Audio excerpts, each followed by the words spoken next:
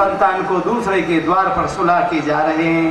मन में बड़ा क्षोभ है, बहुत क्लेश है कि मेरी 8 संतान हुई किंतु मेरे भाग्य में किसी का बाल चरित्र दर्शन करने का सौभाग्य नहीं मिला। हे भगवान, इस संसार में मेरे समान अभागा पिता और कौन होगा कि जिसकी 6 संतानें काल के गाल में चली गई और आखिरी संतान उसको भी दूसरे के द्वारे पर छोड़ के जा रहा है।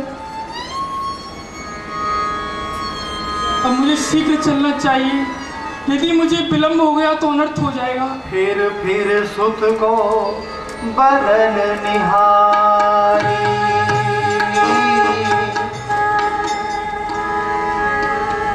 यशोदा जी के बगल में वो अपना पुत्र सुला दिया और वहां से कन्या को लेकर के उसी सूप में रख लिया जिसमें लेकर के गए थे। फिर सुत को बदन निहारी चले, फाटक लग गए। कन्या को जीते ही काला ओ बच्चे क्रोनिक महाराज की जय हो। पृथ्वी बते सरकार 8वें शिशु का जन्म हो गया। क्या हुआ? हुआ क्या? 8वें शिशु का जन्म हो गया। 8वें शिशु का जन्म जी हो गया। कहाँ है बस निकालो, निकाल के लाओ।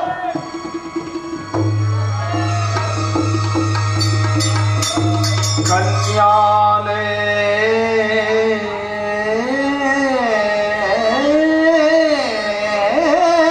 तब देव की,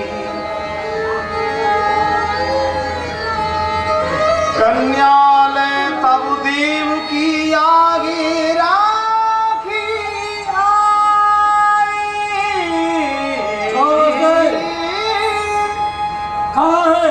दीन वचनाधीन है कंसई कहीं सुनाए। कहाँ है हमारी भूख का भोजन?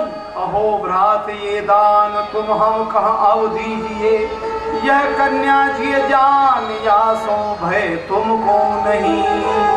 भैया आज तक मैंने आपसे कुछ नहीं मांगा है, आप इस कन्या को मुझे दान में दे दीजिए भैया, मैं आपके पांव पड़ती हूँ। ये कन्या कैसी? आकाशवाणी ने तो कहा था कि 8वां लाल मेरा काल होगा। मेरे लाल के सामने लाली कैसी? क्या बोलते? या तो वो आकाशवाणी झूठी या फिर तुम दोनों की कोई चालाकी। राजन आप ही बताइए कि हम क्या चालाकी कर सकते हैं। हमारे हाथों में हथकड़ी, पैरों में बेड़ी, नार में तोप और जेल से तारे लगे हुए हैं। उसके ऊपर भी तुम्हारे अनेक योद्धा पहरा दे रहे हैं। हम क्या चालाकी कर सकते हैं? तो क्या सचमुच 8वें घर का फल ये लड़की है? तो फिर आने दो, लाओ लड़की, मैं जानता हूँ। या में होए कछु छल कोई, को जाने विधना गति कोई।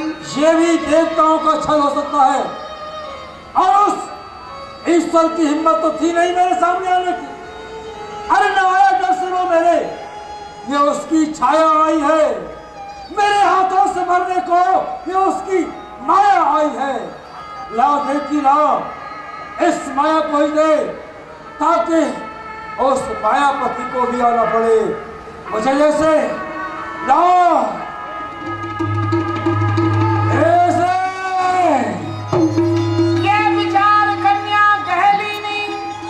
पटकन की मनसा ही की नहीं।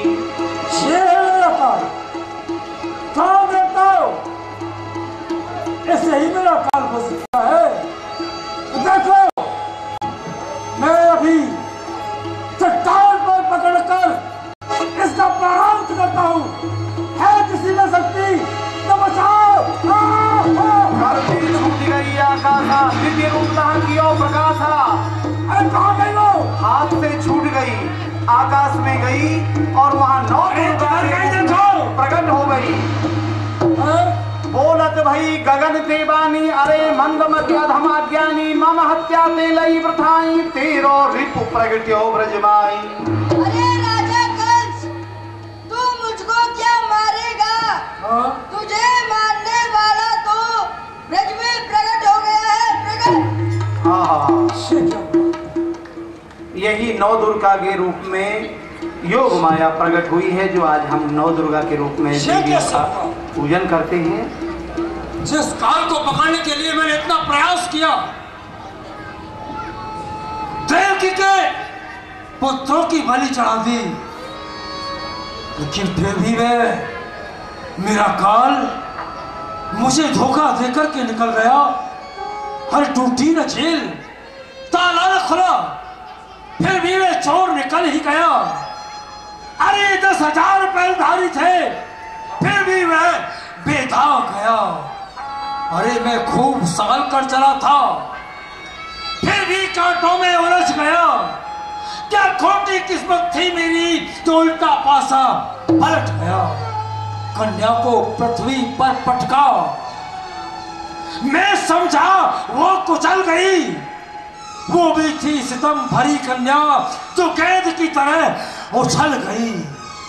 चमक मार कर क्षण भर में जा पहुंची तारा मंडल में, कह गई जाते जाते शत्रु हुआ ब्रज मंडल में। आश्चर्य की बात, 10-10 हजार पहरेदारों को धोखा दे करके निकल जाना, ये सब क्या?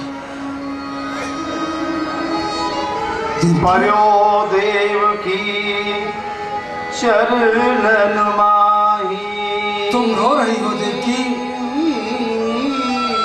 हाँ रो, क्योंकि मैंने तुम्हारे पुत्रों को मार दिया है ना।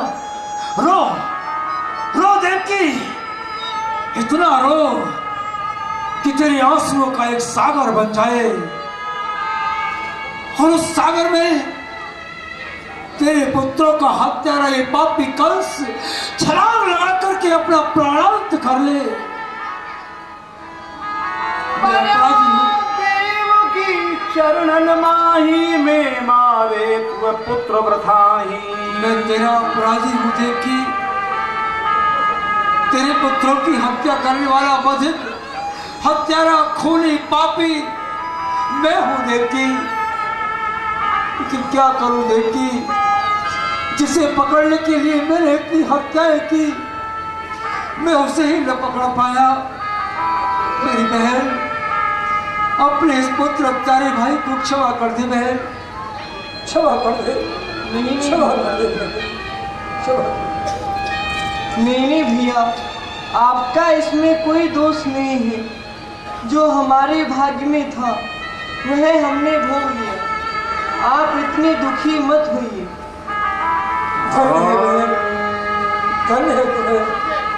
वसुदेव हुसन क्षमा कराई।